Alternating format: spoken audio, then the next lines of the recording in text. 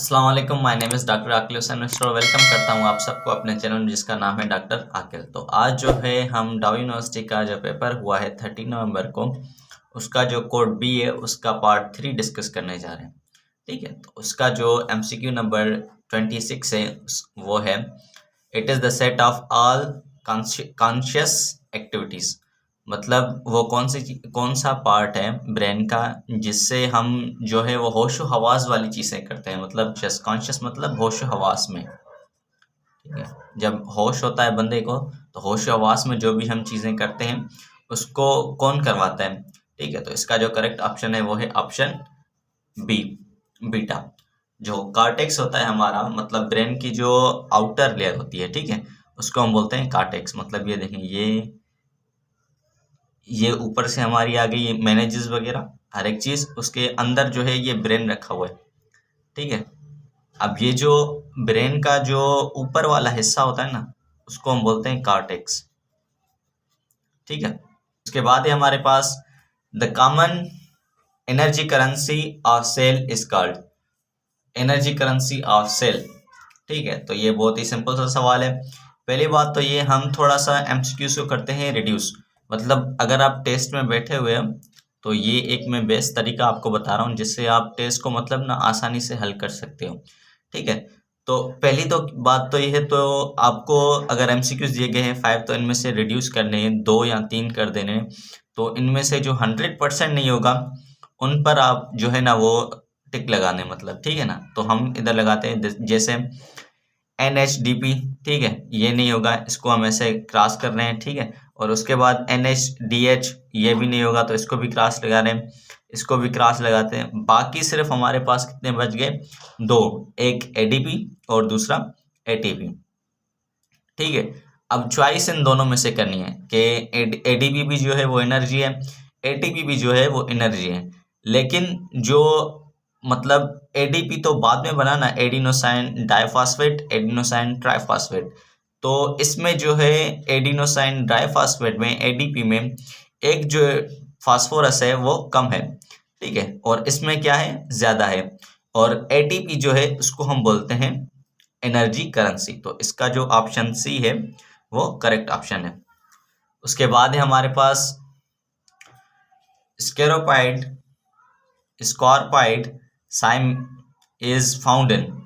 मतलब जो स्कॉर्पोड साइम होती है वो फाउंड किस में की जाती है। ठीक है, इनमें से वो कौन सा मतलब प्लांट है जिसमें हम स्कॉर्पोड फाइंड करते हैं। ठीक है, उसके बाद है हमारे पास एमसीक्यू नंबर 28 जिसमें कह रहा है कि scorpioid cyme is found in. Scorpioid cyme जो होता है वो किस में फाउंड की जाती है। ठीक है, तो हमारे पास यहाँ पर ऑप्शन ए है कॉटन, ऑप्शन बी जो है मलबरी, ऑप्शन सी जो है सनफ्लावर, ऑप्शन डी जो हमारे पास है सनड्यू, और ऑप्शन ई है बनाना। तो इसका जो करेक्ट ऑप्शन है वो है cotton.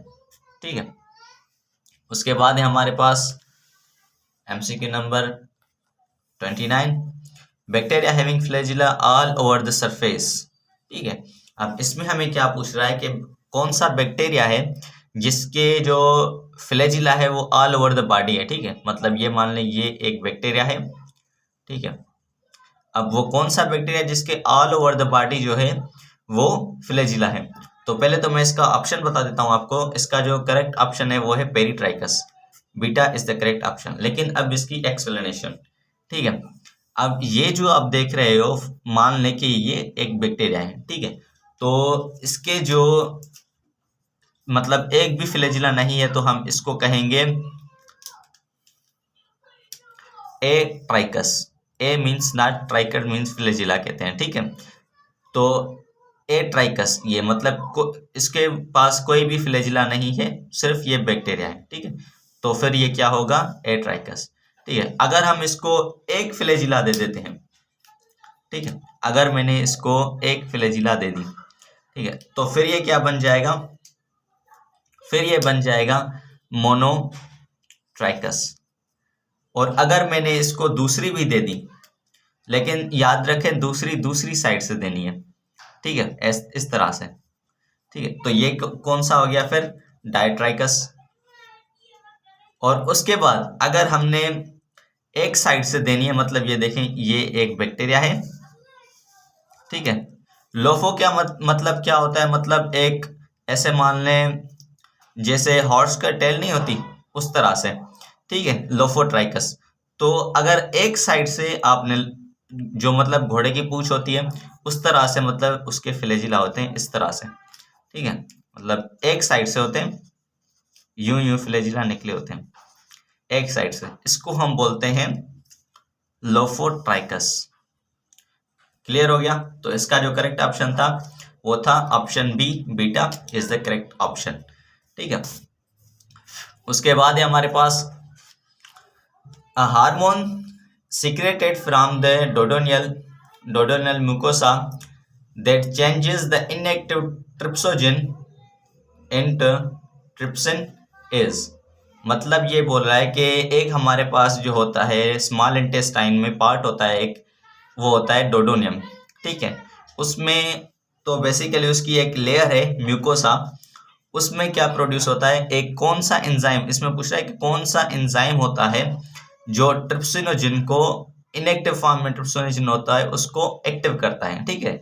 A hormone secreted from the duodenal mucosa that changes inactive trypsinogen, inactive trypsinogen को क्या करता है, ट्रिप्सिन में कन्वर्ट करता है, ठीक है। तो इसका जो करेक्ट ऑप्शन है वो है ऑप्शन सी, एंट्रोकाइनेसिस, काइनेस, ठीक है। उसके बाद है हमारे पास MCQ number 31, cell become dead due to the deposition of, मतलब जो सेल होता है वो मर जाता है, डेड हो जाता है, किसकी डिपोजिशन की वजह से। नीचे हमें ऑप्शन दिए गए हैं, ऑप्शन ए में है सेल्यूलोज, ऑप्शन बी में है क्यूटिन, ऑप्शन सी में है हमारे पास काइटिन, और ऑप्शन डी में हमारे पास लिग्निन, ऑप्शन ई है हमारे पास हेमिसेल्यूलोज। तो बेसिकली इसका जो करेक्ट ऑप्शन है वो है लिग्निन, ठीक है। वैसे यहाँ पर बताया नहीं गया, स्पेसिफाई नहीं किया गया है कि इनमें से सेल है कौन सा बेसिकली, ठीक है, एनिमल सेल है, प्लांट सेल है या फंजी सेल है, क्योंकि यहाँ पर सेलुलोज अगर बोलता तो फिर ये प्लांट सेल हो जाता, ठीक है। तो ये तो पहला तो नहीं होगा। दूसरा, अगर हम यहाँ पर काइटिन बोल रहे हैं तो ये फंजाई, यहाँ पर फंजाई का नहीं बताया गया कि सेल कौन सा है, cell become dead due to deposition of, मतलब यहाँ पर इनको बताना था ना कि कौन सा सेल डाई होना था, और इधर हमने ऑप्शन इन्होंने दे दिए हैं, एक यहाँ पर सेलुलोज दे दिया है और काइटिन दे दी है, ठीक है। तो बेसिकली इन ये दोनों तो नहीं होंगे, ठीक है। और क्यूटिन जो होती है मतलब क्यूटिकल एक लेयर होती है, ठीक है, वैक्सी लेयर होती है, तो ये भी नहीं हो। तो इसका जो करेक्ट ऑप्शन है वो है लिग्निन। अगर ये सेल के अंदर हम डिपॉजिट करेंगे तो सेल बिकम डेड। उसके बाद है हमारे पास MCQ number 32, rabies is caused by, जो रेबी एक डिजीज होती है वो किस वायरस की वजह से काज होती है। ऑप्शन जो इसका करेक्ट ऑप्शन है वो है ऑप्शन सी, रेब्डो वायरस।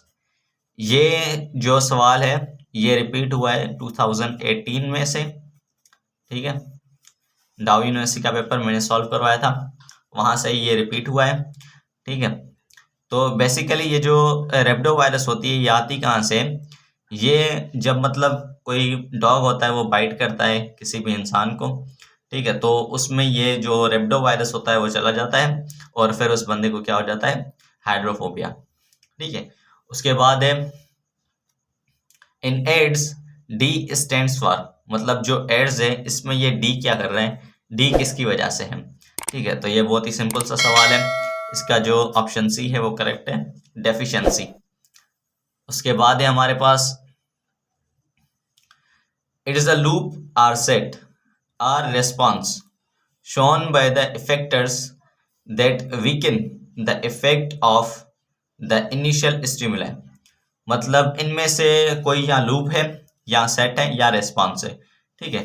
तो रेस्पॉन्स बेसिकली हम कहते हैं फीडबैक को, मतलब कोई चीज़ गलत हो रही है तो उसको या तो सही करना, कोई चीज़ सही हो रही है तो उसको और सही करना, ठीक है, इसको हम बोलते हैं फीडबैक सिस्टम। तो बेसिकली यहाँ पर जो है हमारे पास ऑप्शन है negative feedback system, negative feedback और neutral condition, positive feedback system, static state, thermal state. तो यहाँ पर थर्मल स्टेट तो नहीं होगा, स्टैटिक भी नहीं होगा, न्यूट्रल कंडीशन भी नहीं होगा। ठीक है, तो यहाँ पर ऑप्शन होने चाहिए हमारे पास दो, या तो नेगेटिव फीडबैक सिस्टम या तो पॉजिटिव फीडबैक सिस्टम।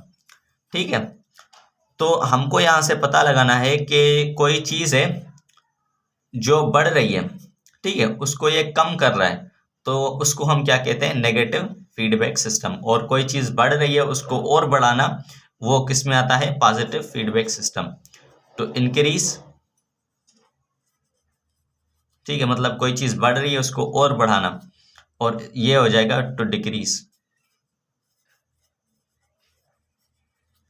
ठीक है, मतलब कोई चीज़ बढ़ रही है तो उसको डिक्रीज करना, ये किसका काम है, ये काम है नेगेटिव फीडबैक सिस्टम का। जैसे हमारे जो बॉडी में होता है, वो ग्लूकोज जब बढ़ जाता है तो उसको डिक्रीज करने के लिए, मतलब ये इस पे मैंने लेक्चर भी बनाया था एक, ठीक है, होम्योस्टेसिस में ये आता है, जो इंटर का फर्स्ट चैप्टर है उसमें। ठीक है, इस पे मेरा लेक्चर है ऑलरेडी, उसमें मैंने ये बताया हुआ है नेगेटिव फीडबैक सिस्टम क्या होता है और पॉजिटिव फीडबैक सिस्टम क्या हो जाता है। ठीक है, तो इसका जो करेक्ट ऑप्शन है वो है option A, negative feedback system. कोई चीज़ बढ़ रही है तो उसको कम करना। उसके बाद हमारे पास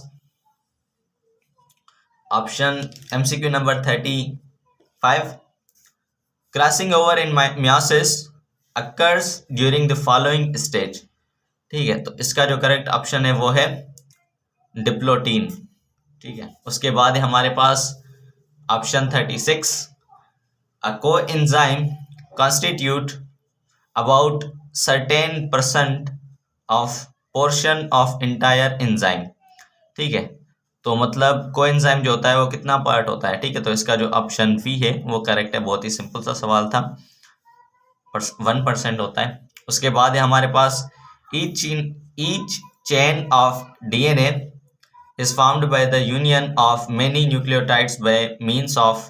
ठीक है, मतलब जो न्यूक्लियोटाइड्स होते हैं वो मिले हुए होते हैं, मिलकर जो होते हैं, मतलब डीएनए बनता है। ठीक है, तो मिलते वो किस बॉन्ड से हैं। ठीक है, डबल बॉन्ड होता है, ठीक है, फास्फोडाइईस्टर बॉन्ड होता है, कोवलेंट बॉन्ड होता है, हाइड्रोजन बॉन्ड होता है, या सिंगल बॉन्ड होता है। तो इसका जो करेक्ट ऑप्शन है वो है ऑप्शन बी, फास्फोडाइईस्टर बॉन्ड्स। उसके बाद जो है हमारे पास MCQ number 38, mimosa pudica shows. ठीक है, मतलब जो माइमोसा पुडिका है ये एक प्लांट है। ठीक है, उसको जब हम टच करते हैं तो वो क्या कर जाता है, श्रिंक कर जाता है। मतलब उसके लीफ जो होते हैं पहले ऐसे खुले हुए होते हैं। ठीक है, जैसे ही उसको टच किया उसके लीफ जो होंगे धीरे धीरे बंद हो जाएंगे। उसको, उस प्लांट का नाम क्या है, माइमोसा पुडिका। ठीक है, तो बेसिकली इसकी जो मूवमेंट होगी, जब किसी भी चीज़ को हम टच करते हैं और टच करने के बाद कोई चीज़ बंद हो जाए ऐसे, ठीक है, तो उसको हम बोलते हैं साइमोसनास्टिक। तो इसका जो ऑप्शन डी डेल्टा वो करेक्ट ऑप्शन है। ठीक है, और इसके दो चार जो हैं, एक है थर्मोनास्टिक, वो जो होती है हीट की वजह से मूवमेंट होती है। ठीक है, मतलब टेम्परेचर की वजह से। और जो फोटोनास्टिक होती है वो लाइट की वजह से होती है, मतलब जहाँ से लाइट आ रही है प्लांट वहाँ जाएगा, जैसे सनफ्लावर हो गया। ठीक है, और दूसरा है हेप्टोनास्टिक, ये जो प्लांट की मूवमेंट होगी वो नीचे की तरफ होगी। ठीक है, उसके बाद हमारे पास Mendel's for his research selected, मतलब जो मेंडल था उसने अपनी रिसर्च में क्या सिलेक्ट किया, एडिबल पाया, गार्डन पाया, बीन प्लांट, विल्ड पाया, और पाया नट। तो इसका जो करेक्ट ऑप्शन है वो है ऑप्शन बी, गार्डन पाया। उसके बाद है हमारे पास, और जो लास्ट एमसीक्यू है हमारे पास, ठीक है, तो वो है this lipid is most common abundant richest source of energy in plants and animal body. ठीक है, तो इनमें से एक लिपिड है जो बहुत ज़्यादा एनर्जी कैरी करता है, वो कौन सा है, phospholipid, carotenoids, terpenoids, terpenes, acyl glycerol. तो इसका जो करेक्ट ऑप्शन है वो असाइल ग्लाइसरोल है, option E is the correct. ठीक है, तो बेसिकली जो प्रोटीन, न्यूक्लियोटाइड और मतलब हमारे पास जितने भी बायोमॉलिक्यूल हैं उनमें जो रिच होता है वो तो रिच एनर्जी होता है, वो कौन सा कंपाउंड होता है, लिपिड होता है, ठीक है, रिचेस्ट एनर्जी, ठीक है, लिपिड में ही होती है। लेकिन लिपिड में भी जो रिचेस्ट एनर्जी होती है वो किस में होती है, आज हमें पता चल गया, तो किस में होती है, असाइल ग्लाइसरॉल में, ठीक है। ये था हमारा आज का लेक्चर, मिलते हैं अगली वीडियो में, और इसका जो पार्ट 4 है जिसमें हम बकाया एमसीक्यूज डिस्कस करेंगे। इसके ही बेसिकली देर लग जाती है क्योंकि पहले ये सारा लिखना पड़ता है, उसके बाद मतलब ये थोड़ा रिवाइज करना पड़ता है, इसकी पूरी रिसर्च करनी पड़ती है इसकी, इसीलिए देर हो जाती है, ठीक है। तो मिलते हैं अगली वीडियो में, मेरे चैनल को सब्सक्राइब करें और बेल आइकन को दबाना ना भूलें।